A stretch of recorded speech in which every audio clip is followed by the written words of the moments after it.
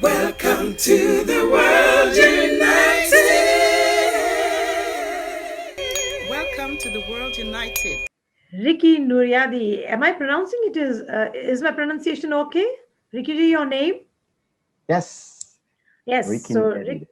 yes, Nuriadi ji, in a very wonderful way, he's given in something very unique, his profile, and I really found it interesting. What he says is, your career, your work life, your leadership journey, your dream, your life purpose, your way, your belief, your methods, and your unique success. May I have, this is from his side, may I have the honor to become the witness and friend on the learning journey in reaching your most desired state as an awakened leader. And I would say, yes, Rikiji, you may. So it is indeed an honor for us to have you with us here today. So, most welcome with your topic of presentation, which is leadership. So that, I mean, I really liked your profile, the way you gave it, that was something very interesting. Thank you, So we Jyoti. are all here, and you, yes, you may have the honor, and we are here to witness you as a friend, and we'll learn with you these 15 minutes. We are all going to be here with you. Thank you so much. So Thank you so over to much, you now. Jyoti. Thank you, Rama Swamiji. Thank you, Randy. Thank you, Hanisheng, for we being together here in a wonderful opportunity to share and learn. In Indonesia, I should open with this. Assalamualaikum warahmatullahi wabarakatuh. Shalom, salam sejahtera, Om Swastiastu, Namo Buddhaya, salam kebajikan. In Indonesia, we have so many religions. And in our ID, we have to put our religion. And it's strangely and it's kind of half miracle that we can keep peace along the way within our countries, that we have so many religion, and not that we say that we have uh, no problem at all regarding religious issues, but I think Indonesia is the one place I've asked my friends abroad that open a ceremonial events with those kind of uh, all religion in one salam. And also I continue with Namaste. May I introduce myself? My name is Ricky Nuriadi. And well, I'm not hating my job, but in the corporate life, I'm a trainer, I'm a coach. I just use the word like awakened leadership coach because the thing is, when I teach, when I train, when I coach leaders in many positions, it's kind of give a sting, a sense in my heart when I know this person is awakened, spiritually awakened leaders. It's just, yes, I know it. This is not just a leader. This is awakened spiritual leader. And at first, I have PowerPoint to show, but I think I just want to let it flow. I have my coach, public speaking coach. Before this event, I told him, could you give me some direction? Ricky, I've told you already. Do not use your brain, use your heart. You preparing PowerPoint and so on, a framework. It's you using your brain. When you talk, especially about spirituality, it's not using your brain, man. It's your heart will do the speaking. So you don't, are you telling me that you don't have time to give me tips? Yeah, I'm kind of busy, he said. But you will do it just fine. Just follow your heart. Oh, okay then. So I don't get any tips from my public speaking coach. So here it is. So I would like to tell you about 3 stories that really inspires me in identifying this kind of type of awakened spiritual leaders. It's not about just religious discipline. Yes, some of the leaders in corporation, most of them are doing their solat or going to the church every week, doing the service and so on.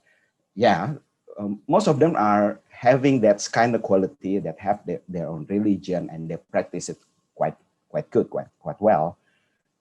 But there is three events in my life that really, this man is awakened spiritually. I begin with 11 years ago. 11 years ago, I'm having quite troubling events in my family. I'm having quite intense quarrel with my wife, and my leader in this company is, it's kind of unique. He come to my house, which is far from Jakarta. Jakarta is the capital city of Indonesia. This is like the space like called Cilengsi. It's far, like of 50 kilos perhaps. He come all the way to my house, and he just come and, hey, hello, sir, please sit. And we talk. It's not about work. It's not about work. But when we talk and getting deep, I kind of just sense it, that this person really cares about me. And it's not about him. It's not about work.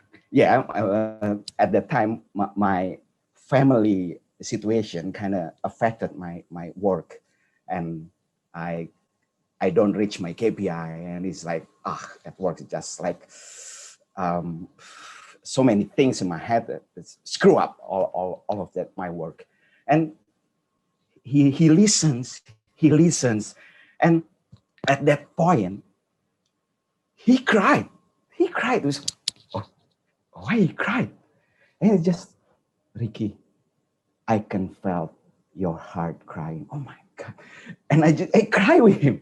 You see, I'm not crying. He's the one that cried first. Then I just touched. Then when I cried, I just tell him all my problem. It's like, sir, I have this quarrel with my wife. I hate my wife. Why my wife like this? Oh, and that moment is really attached to my head. That, oh my, it's like God sent angel in form of my boss. He come to my house all the way in true authenticity. Then I call, this is spiritually awakened leader. What I call this is a deep empathic listening. Now, this is one quality that I found in leaders, whatever he is, managers, directors, supervisors, even foremen in the field. When this leader listen with deep empathy, oh man, no matter what's your problem, no matter what's your issue, either you are in emotionally charged. And when I know this, then I know this person also can handle. This person, he told me that he had one experience handling, that operators in the field, that they are not like the smart bachelor degree. No, not even, some of them are not even junior school, and they are very harsh worker. And some of the workers approach him with machete, and without any fear, just, I can feel you. Let's sit and have a coffee. And the person just, huh? And sit together and laugh together, and the problem solved. It's like deep empathic listening. Oh my, this is one quality, one characteristic of a spiritually awakened leader. Now that's one story. The second story is, this is like about 3 years ago. 3 years ago, this is an important event. I'm one of the designer for this event, and this leader, he is director of our small agency. It's a small agency. Then at that point, Yeah, we screw up. We screw up. We screw up totally. We have a deadline. We have a deadline. Then all of the participants are not met with the numbers that we expected. All the speakers are not met with the certain quality that needed. Uh, all the things are like, come on, this is like 2 weeks before the events. We prepare it like 4 months, and this is what we get. Then this leader, he collect us in one room. Perhaps the story that Mr. Randy told us is about in a circle, right? That's really in a circle, and he just sat there, and you know what? We are as his team member, we kind of, oh no, we're gonna get it scolded again. Okay, but this time it's like a revelation for us that he just sat there and he looked us in the eye. Is there anybody want to give critique to me? Huh? Ricky, was it Honey, Rian, do you want to give me feedback? Perhaps there is a way on me leading you that is not right with you. Perhaps there is a way, there is a technique, there is I must do to facilitate you so we can reach our target. Oh my God. He not scold us, he not give us feedback, he asks feedback from us. It's like, wow, man. It's like, no, that's the moment when everybody, no, sir, this is our mistake. This is our mistake. At first, we want to defend, right? We want to oh, this is not, we're trying to find, okay, what are the excuses? What are the excuses? But at the point when he say, yes, there is another level of humility. He said, is there perhaps I do? Is that perhaps something that I don't do? That I'm not leading you guys at the right direction? Oh, and at that point, then the whole team said, yes, sir, I will do more Instagram. Oh, yes, sir, I will call more people. Oh, yes, I will prepare more PowerPoint. All the team move like they are moved from within. Just say, come on. That's the second characteristic of a spiritually awakened leader. That's what I call hungry for feedbacks. Hungry for feedback. Not giving feedback, but hungry. Give me feedback. And that's a lesson of humility. It's like, wow, man. This is the leader that I want to be led by. Yeah. Now he is my informal teacher, and I always ask whatever if I got problem. He is the leader that clings to my heart. Now that the second event. Now the third event. The third event is my own boss in this company. It's happened that I work in the coal mining contractor, which is 12,000 employees, and we are multi-layered. Yes, we are very hierarchical. I have my boss and his boss. His boss. This is one moment when I gave a training to the senior leaders, and I've already planned all the itinerary, all the syllabus, and so on. On the last day, that's it's like 3 or 4 days program, or 3 or 4 days program. On the last days, out from nowhere, this boss of my boss came to the place and Ricky, why don't you do this? You should do this. You do this. You should. I invite him. You must let him. It's like all the hard work I've done, all the things that the days I've managed to cram in this 3 days program, and he just give me like critics. Oh, at that point, myself is exploded. Uh, it's a shameful. It's a shameful thing. I'm not proud of it. But I yelled at him. It's like, stop micromanaging, sir. I just go out and blasted from the room. So okay, uh, okay. Then okay, it's calmed down and everything. And several days after that, he called me. He called me. Yeah, yeah. He called me and Ricky, do you know what we want to talk about here? Yeah, I'm sorry, sir. I get them. It's not about that. It's not about that. Honey, you've guessed it correctly. You've got to attach to your position. Then I just know me myself. I once director in this company. Then I moved to this company. Then I built my own business, and I failed at my own business. Then I get hired in this company. It's just a title, Ricky. It's just a title. If you got to attach to the title, then your ego will talk. It's just a title. So I invite you, Ricky, if you want to become a better leader, don't get to attach to your position. Oh no. It's like oh, it's just awakening call. It's like, then Ricky, I know you're a trainer, and you know John C. Maxwell, right? He said, yeah, I know John C. Maxwell. Yeah, yeah, yeah. Do you remember his book, The 5 Level of Leadership? Yes, sir. What is the concept? Oh, yes. The first position, the first level is position.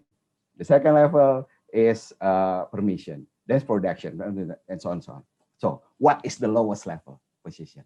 That is you're clinging to the lowest level of leadership by getting to attach. So, with that event, with that moment, I get it.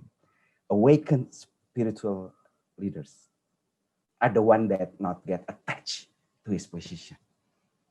Now, so to wrap things up, so there is 3 things that I identify as characteristic of awakened spiritual leaders. The first is deep empathic listening, and the second is hungry for feedbacks, and the third, I think this is not the last, but at least in this sharing moment, is don't get too attached with the position. Well, this is what I can share for this moment. I'm hoping that we can talk more. I'm hoping that I can share more. I can learn more from all of you. I don't know. I don't know what to call this. It's like a great opportunity here to know by Mr. Yugandhar and all of you.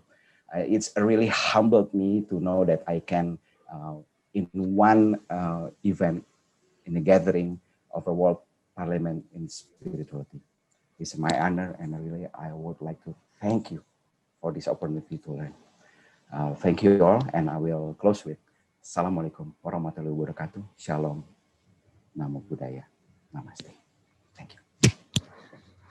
Thank you so much. Thank you so much for sharing with us your, wonderful experiences. Thank And you. very right you are when you say it is a heart-to-heart talk, actually, which makes us prosper, successful. But people really don't understand. It is empathy, and if our bosses, our leaders, they are, let us say, awakened would be, it's okay, at least be a human first. So humanity is when you are talking, with your heart, with that love, and of course that humility that you've talked about. I love the 3 stories about your bosses, and also not getting attached to the title, your position, because that leads to your ego. The feedback again was wonderful. uh, Normally, as we all see, people really don't want, to be criticized. What people want is appreciation all the time, which is boosting that ego, right? So that was again, and I wish, Ricky, yes, as you are saying, we could go on and on, but then we have 2 more speakers. So let's go on to them, and then we'll have the panel discussion. So you're already here with us, and you'll stay back, I'm sure.